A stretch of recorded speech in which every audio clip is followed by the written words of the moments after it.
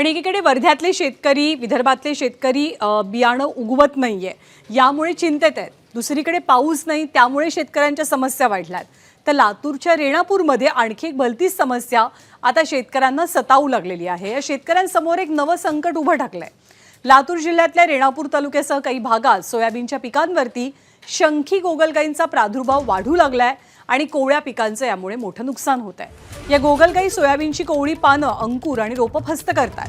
दरम्यान शेतकऱ्यांनी आपल्या शेताची नियमित पाहणी करावी आणि शंखी गोगलगायींचा प्रादुर्भाव आढळला तर त्याची माहिती तातडीनं कृषी खात्याला द्यावी, असं आवाहन प्रशासनाकडून करण्यात आलंय.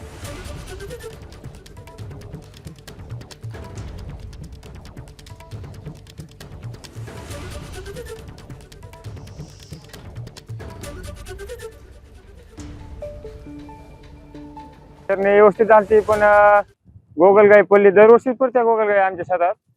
5-6 वर्षापासून गोगलगाईचा प्रादुर्भाव आहे. 4-4.5 एकर सोयाबीन पेरलं, 1-1.25 एकर कापूस लावलाय मी. त्याच्यामुळे गोगलगाई जास्त आहे. सकाळीच राहत्या गोगलगाई. पुन्हा गोगलगाई कुठं जमीन जाऊन बसते की दुबार पेरणीचं कराय काही वाटत धुऱ्याच्या कळण ती जरा पातळच फाळी गोगलगाईनं खाल्ल्यामुळं.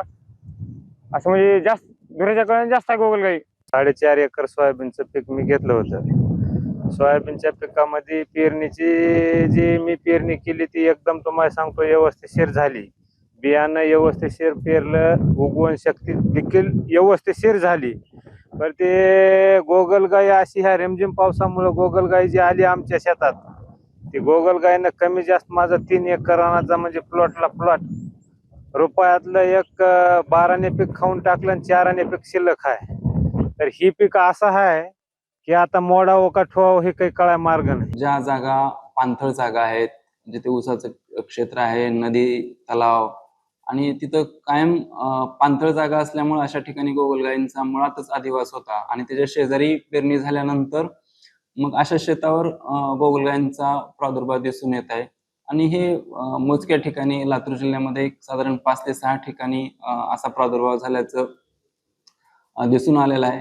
अशा ठिकाणी शेतकऱ्यांना कृषी विभागाच्या माध्यमातून मार्गदर्शन करण्यात येत आहे आणि त्यांना योजनेच्या माध्यमातून सुद्धा गोगलगायीच्या नियंत्रणासाठी आर्थिक मदत करण्याबाबत कृषी विभागात सूचना दिलेल्या आहेत.